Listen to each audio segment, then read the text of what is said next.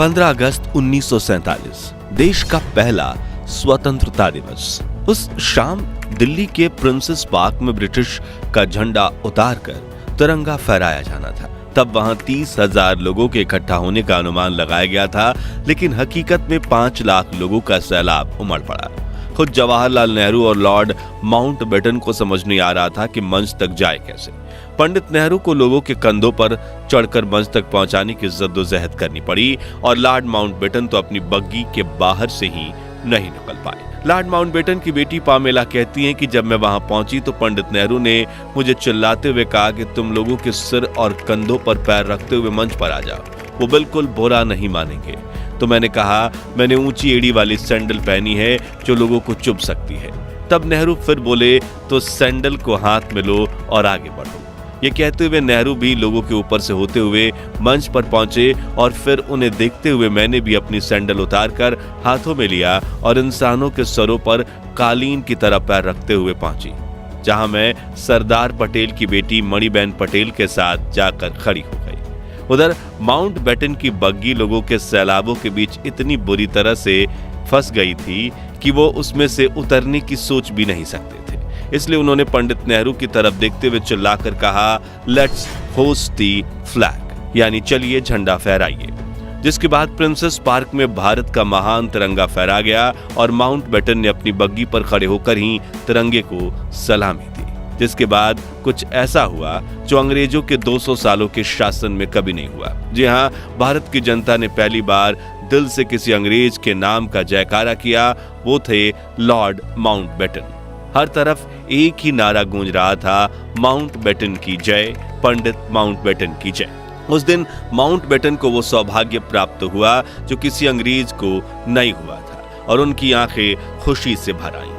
उस समय देश के करोड़ों देशवासियों ने आजादी का जश्न इतने बड़े स्तर पर मनाया कि जय हिंद जय भारत और भारत माता की जय के नारों की गूंज पूरी दुनिया के कोने कोने तक पहुंच गई। और आज की इस खास वीडियो में आपको देश के पहले स्वतंत्र दिवस की सैर पर ले जाने वाले हैं, जिसमें हम कुछ दिलचस्प किस्सों के साथ दुर्लभ वीडियोस भी देखेंगे। बाकायदा हम ब्रिटेन का झंडा उतारकर भारत का तिरंगा लगाने का दुर्लभ वीडियो भी देखेंगे। इन सब की मदद से आप उन खुशनुमा पलों को खुद महसूस कर पाएंगे। आपका सीना गर्व से चौड़ा हो जाएगा और तो और खुशी के आंसुओं से भर जाएंगी आपकी आंखें। तो पूरा वीडियो जरूर देखिएगा। दोस्तों, द्वितीय विश्व युद्ध में भले ही प्राइम मिनिस्टर विंस्टन चर्चिल ने ब्रिटेन को जीत दिलवाई थी, लेकिन इस जंग में ब्रिटिशर्स की कमर टूट गई थी। दूसरी तरफ भारत में आजादी के आंदोलन की रफ्तार काफी तेज हो चुकी थी। नेताजी सुभाष चंद्र बोस की देश के बाहर देश के लिए बनाई गई आजाद हिंद फौज अब जंग के लिए तैयार थी और महात्मा गांधी के नेतृत्व में देश में स्वतंत्रता आंदोलन अपने चरम पर था। जो देख ब्रिटिशर्स ये समझ चुके थे कि अब अगर हम भारत को आजादी नहीं देंगे तो वो हमें बेइज्जत करके देश से बाहर खदेड़ फेंकेंगे। ऐसे में नए प्राइम मिनिस्टर रिचर्ड एटली ने 20 फरवरी 1947 को ब्रिटेन की हाउस ऑफ कॉमन्स में घोषणा करते हुए कहा कि हम 30 जून 1948 तक भारत को पूरी तरह से आजाद कर देंगे। लेकिन समय बीतने के साथ कुछ ऐसा हुआ कि भारत को आजाद करने की तारीख नजदीक आ गई। दरअसल भारत को आजाद करने की जिम्मेदारी देश के आखिरी वायसराय लुईस माउंटबेटन को दी गई थी, जो शुरुआत में इस काम में साल भर का समय लेने वाले थे, लेकिन देश की स्थिति अब नियंत्रण से बाहर होने लगी थी। इसी दौरान एक और स्वतंत्रता सेनानी लगातार संघर्ष कर रहे थे। वहीं दूसरी तरफ अंग्रेजों के डिवाइड एंड रूल षड्यंत्र की वजह से देश के कई इलाकों में जात पात के दंगे भड़क उठे थे। स्थितियां अंग्रेजों के हाथों से बाहर निकल रही थी। तभी ब्रिटिश इंडिया के आखिरी गवर्नर जनरल सी राजगोपालाचारी ने माउंटबेटन को समझाते हुए कहा कि अगर आपने 30 जून 1948 तक इंतजार किया तो वापस करने के लिए आपके पास कोई सत्ता ही नहीं बचेगी। यह बात उनके जहन में बैठ गई थी और लॉर्ड माउंटबेटन ने भारत को जल्द से जल्द आजाद करने का निर्णय लिया और 3 जून 1947 को इस प्रेस कॉन्फ्रेंस में ऐलान कर दिया गया कि 15 अगस्त 1947 के दिन भारत को आजादी दी जाएगी। साथ ही भारत और पाकिस्तान के नाम के 2 देश बनेंगे और इनके संविधान भी अलग अलग होंगे, जिससे लंदन में तो हैरानी का माहौल फैल गया, क्योंकि अब सोने के अंडे देने वाली ये चिड़िया 200 सालों बाद उनके कैद से आजाद होने वाली थी।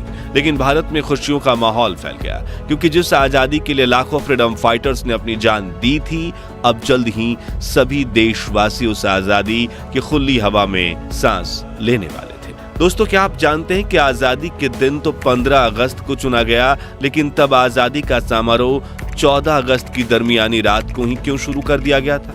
तो इसके पीछे भी एक खास कारण था। दरअसल भारत के वरिष्ठ ज्योतिषियों के मुताबिक 15 अगस्त का दिन शुभ नहीं था। उन्होंने कहा कि ग्रह नक्षत्र की स्थितियों के लिहाज से 15 अगस्त को इतना महत्वपूर्ण काम नहीं किया जा सकता, और सौभाग्य से 14 अगस्त के दिन सितारों की स्थिति 15 अगस्त की तुलना में ज्यादा बेहतर थी। लिहाजा फैसला लिया गया कि 14 अगस्त 1947 की ठीक आधी रात को यदि भारत को आजाद कर दिया जाए तो यह हर तरह से बेहतर साबित होगा। वायसराय लॉर्ड माउंटबेटन ने यह प्रस्ताव स्वीकार किया और 14 अगस्त की रात 11 बजे संसद भवन के सेंट्रल हॉल में स्वतंत्रता दिवस समारोह आयोजित किया गया, जिसकी शुरुआत सुचेता कृपलानी ने की, जो 60 के दशक में उत्तर प्रदेश की पहली महिला मुख्यमंत्री बनी। पहले अल्लमा इकबाल का गीत सारे जहां से अच्छा और फिर बंकिम चटर्जी का वंदे मातरम गाया, जो बाद में भारत का राष्ट्रगीत बना।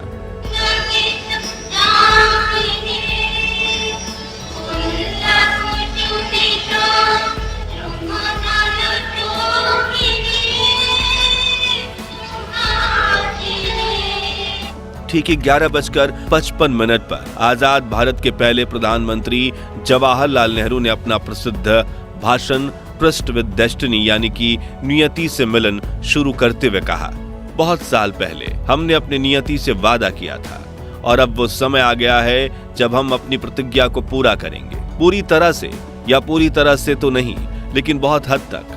आधी रात के समय जब दुनिया सो रही होगी, भारत जीवन और स्वतंत्रता के लिए जागेगा, आगे उन्होंने कहा।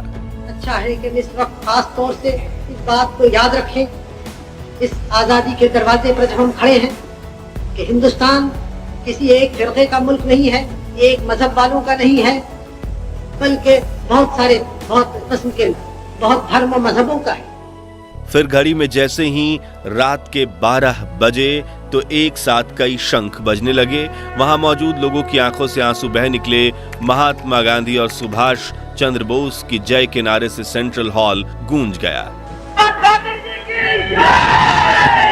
राष्ट्रपति सुभाष चंद्र बोस का 51 बैलों का रथ चंद्रबाबू की पापा देखिए, राष्ट्रपति सुभाष चंद्र बोस का 51 बैलों के रथ का तवारीखी जुलूस इतिहासगत। महात्मा गांधी की जय, महात्मा गांधी की जय, पंडित जवाहरलाल नेहरू की जय, पंडित जवाहरलाल नेहरू की जय। जिसके बाद आजादी के लिए शहीद हुए स्वातंत्र्य के सेनानियों की याद में 2 मिनट का मौन भी रखा गया। आजादी के शहीदों यानी आजादी की जंग में जान कुर्बान करने वाले बहादुरों की याद में 2 मिनट की खामोशी। वहीं बाहर तेज हवा के साथ बारिश में भी हजारों भारतीय इस क्षण का इंतजार कर रहे थे।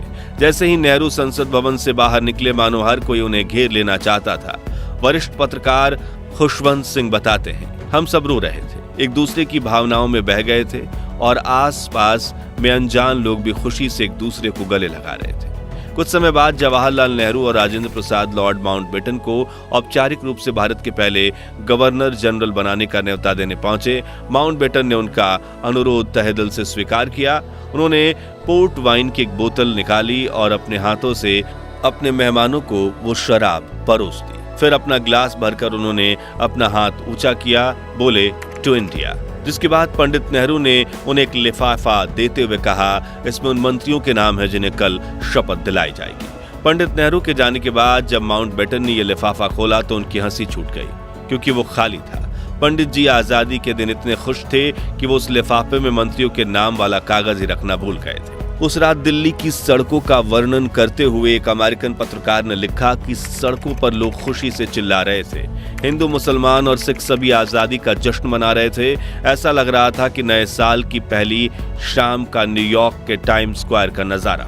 मित्रों, आजादी का ये समारोह सिर्फ दिल्ली तक सीमित नहीं था, बल्कि देश के हर कोने में स्वतंत्रता दिवस का जश्न मनाया जा रहा था। जैसे सपनों के शहर मुंबई में शहर के मेयर ने ताज जैसे खूबसूरत होटल में रात्रि भोज का आयोजन किया।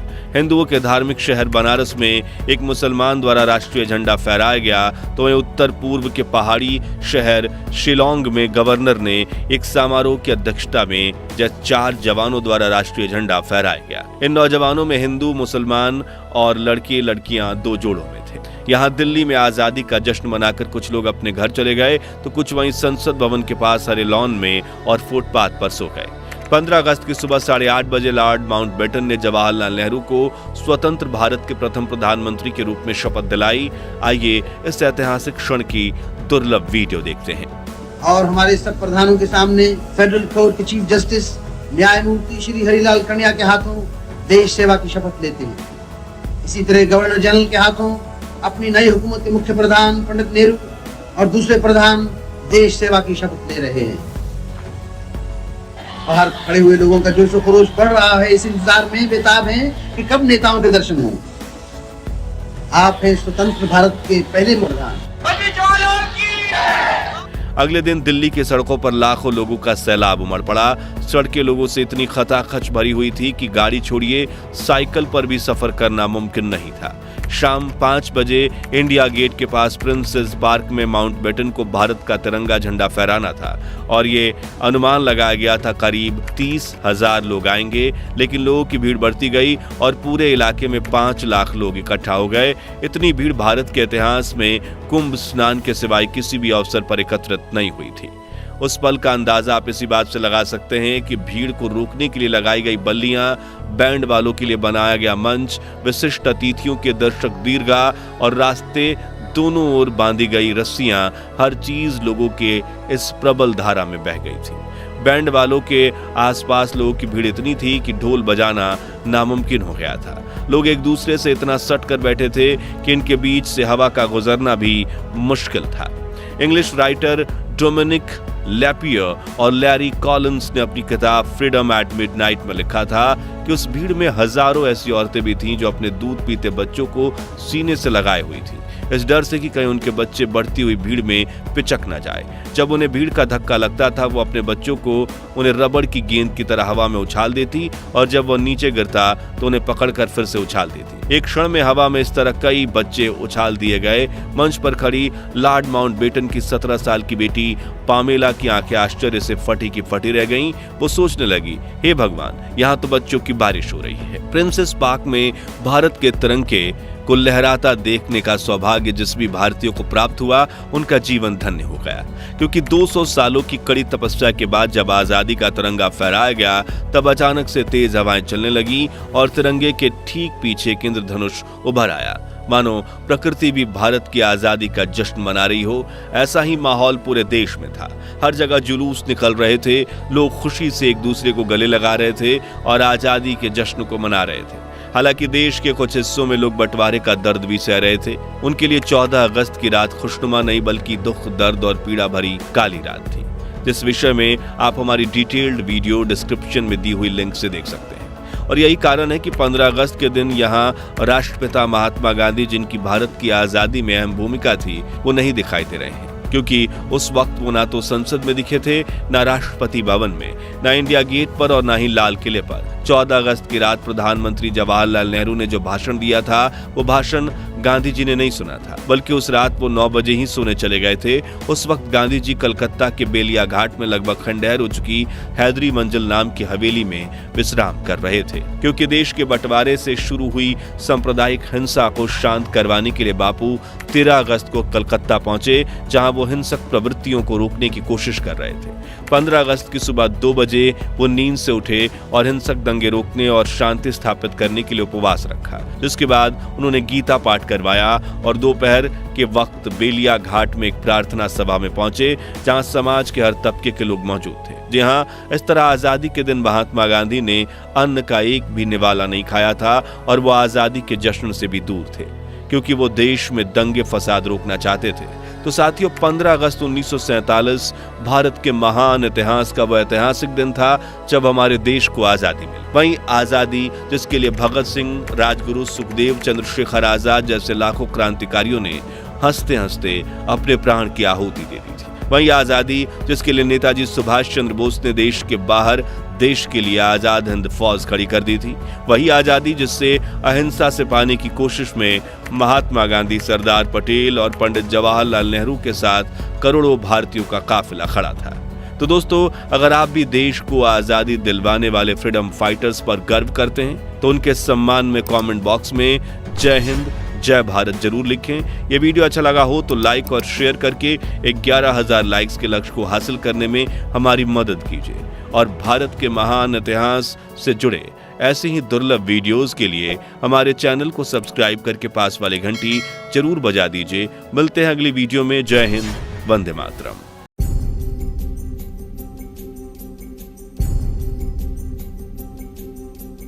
जनगण मन अधिनायक जय हे भारत भाग्य विधाता। पंजाब सिंध गुजरात मराठा द्राविड़ उत्कल बंग। विंध्य हिमाचल यमुना गंगा। उच्छल जलधि तरंगा। तव शुभ नामे जागे, तव शुभ आशीष मांगे। गाहे तव जय गाथा। जनगण मंगलदायक जय हे भारत भाग्य विधाता। जय हे